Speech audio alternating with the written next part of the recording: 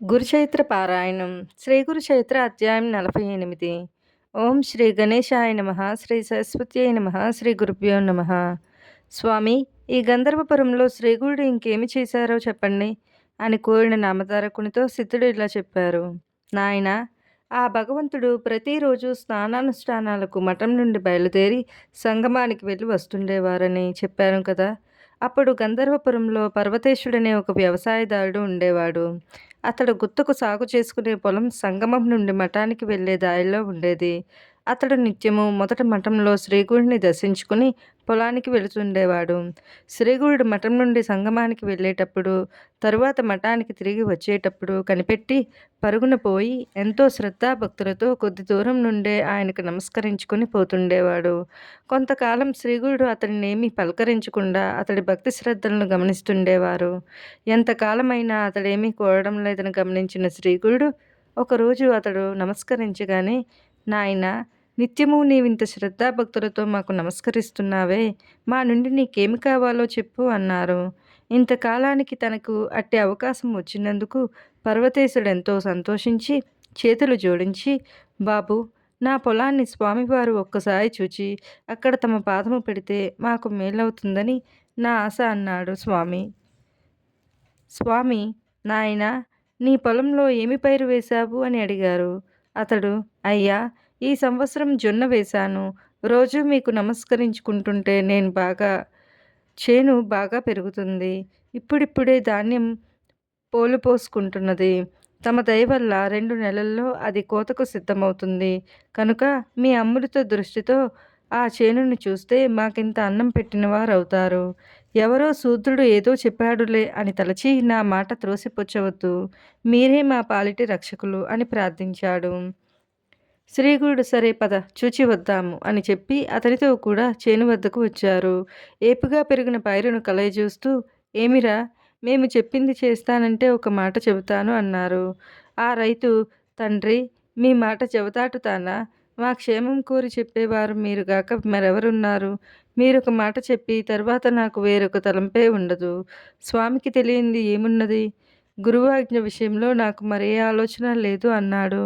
ఆ యతివరేణ్యుడు, అలా అయితే మా మాట మీద నమ్మకముంచి మేము మధ్యాహ్నం మిటిగా వెళ్ళే లోపల ఈ చేలోని పైరంతా కోయించు అని చెప్పి సంగమానికి వెళ్ళిపోయారు. ఆ పాలిగాపు వారి ఆజ్ఞను అక్షరాలా పాటించదలిచి వెంటనే ఊరిలో ఉన్న ఆ పొలం ఆసామి వద్దకు వెళ్ళి ఆ ముందటి సంవత్సరం అతనికి చెల్లించిన ప్రకారమే ఈ సంవత్సరం కూడా గుత్త చెల్లిస్తానని, పైరు కోయడానికి అనుమతి పత్రం ఇవ్వమని కోరాడు. కానీ ఆ ఏడాది పైరు ఎప్పటికంటే ఎక్కువగా పెరగడం వల్ల ఆసామి అందుకు ఒప్పుకొనక ఆ ముందటి సంవత్సరం కంటే రెట్టింపు గుత్త చెల్లించేటట్లు ఒప్పించుకుని ఆ ప్రకారమే కాగితం వ్రాయించుకుని పైరు కోతకు అనుమతించాడు. ఆ కాపు వెంటనే కూలీలను పిలుచుకుని పొలం వద్దకు వెళ్ళాడు. పైరుకి ఇంకా పాలు పట్టే సమయంలోనే అతడు కోత కోయిస్తున్నాడేమా అని కూలీలు కూడా ఆశ్చర్యపోయారు.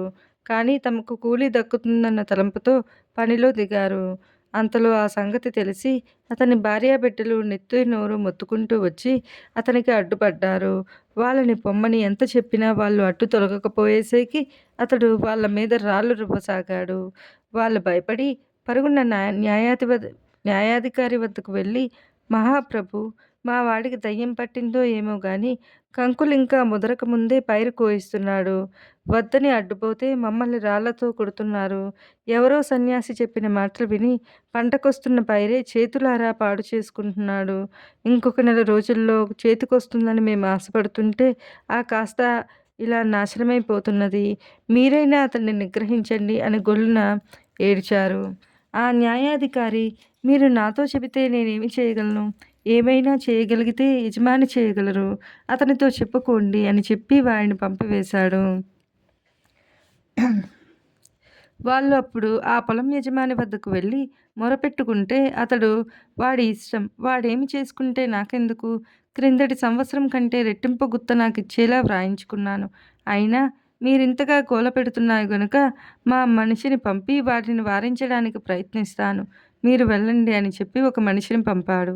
ఆ మనిషి పొలం వద్దకు వెళ్ళి అడ్డు చెప్పగానే ఆ సేద్యగాడు, ఏమయ్యా, కాగితం వ్రాయించుకున్న ప్రకారము యజమాని నా నుండి ధాన్యం తీసుకోవాలి కానీ నేనేమి చేసుకుంటే అతనికెందుకు? ఆయనకి ఇవ్వవలసిన ధాన్యం మా ఇంటి గాదెలో ఉన్నది. అది చాలకుంటే వాటికి బదులు చెల్లించడానికి నా దగ్గర కావలసినన్ని పశువులు కూడా ఉన్నాయి" అని చెప్పి అతన్ని వెనుకకు పంపివేశాడు. అంతటితో యజమాని ఊరుకున్నాడు. పర్వతేశుడు పైరుకోత త్వరగా పూర్తి చేయించి, కొడవళ్ళు కట్టించి, అవతల పెట్టించి, శ్రీగుడిని స్మరిస్తూ ఆయన సంగమం నుండి మఠానికి వెళ్ళే దారిలో ఆయన రాకకై ఎదురు చూస్తూ కూర్చున్నాడు.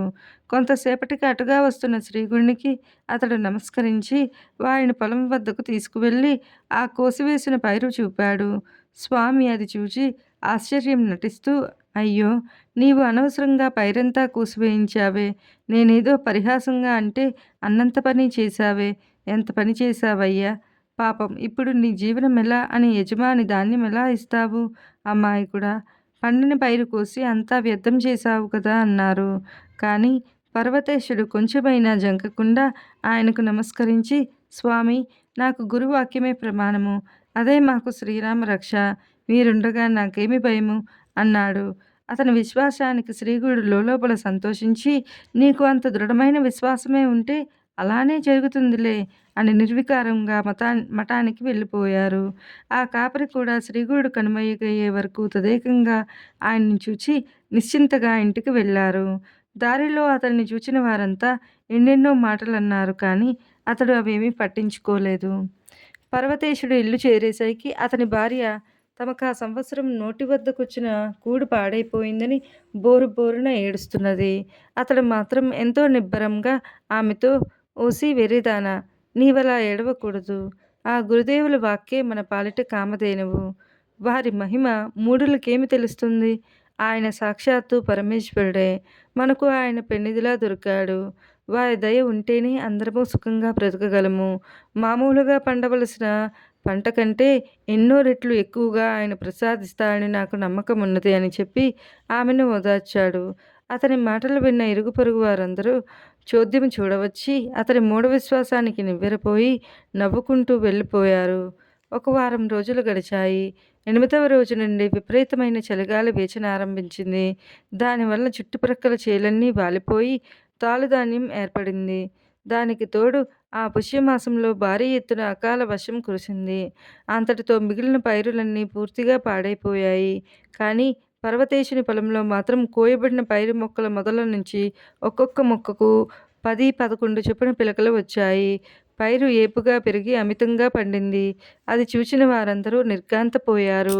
అతడి భార్య కూడా అమిత సంతోషంతో తన భర్త కాళ్ళ మీద పడి, "అయ్యా! తెలియక నేనెంతో గొడవ చేసి మీ మనసుని ఎంతగానో నొప్పించాను.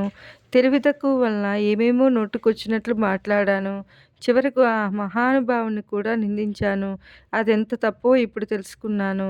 అదంతా మనస్సులో పెట్టుకోక నన్ను క్షమించండి" అని ప్రాధేయపడింది.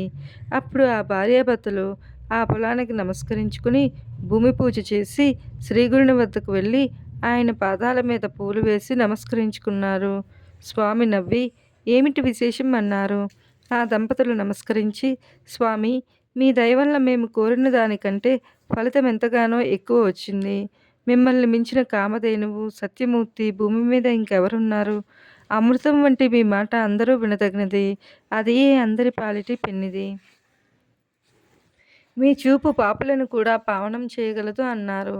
పర్వతేశుని భార్య, "స్వామి, నేను తెలియక మొదట ఏమేమో అన్నాను. మన్నించి మమ్మల్ని మీరు ఎప్పుడూ ఇలానే కాపాడాలి. మీరే మాకు దిక్కు. మేమెల్లప్పుడూ మిమ్మల్ని ఇలాగే కొలుచుకునేలా అనుగ్రహించండి" అని విన్నవించుకున్నది. తరువాత ఆ దంపతులు స్వామికి నీరాజనం ఇచ్చారు. వారి భక్తిని చూచి సంతోషించి శ్రీగురుడు "అఖండ శ్రీరస్తు" అని ఆశీర్వదించి వాళ్ళని పంపివేశారు. ఆ దంపతులెంతో సంతోషంగా ఇంటికి పోయారు. నెల గడిచేసరికి పర్వతేశుని పంట పండి కంకులు అద్భుతంగా బయటకు వచ్చాయి. నిజానికి ఆ ముందటి సంవత్సరం కంటే ఎన్నో రెట్లు ఎక్కువగా ధాన్యం పండింది. ఆ కాపు ధాన్యం నూర్చి రాశిపోసి ఆసామి వద్దకు పోయి, "అయ్యా, చూచారా? స్వామి దయ వలన పైరెంత బాగా పండిందో. మీకు కూడా మనం ఒప్పందం చేసుకున్న దానికంటే ఎక్కువే ఇస్తాను, తీసుకోండి. అయినా నాకింత ఎక్కువగా పండింది గనుక మనిద్దరము చెరిసగము చేసుకొనడమే న్యాయమని నాకనిపిస్తున్నది. మీరు వెంటనే వచ్చి మీ భాగం మీరు తీసుకుపొండి" అని చెప్పాడు.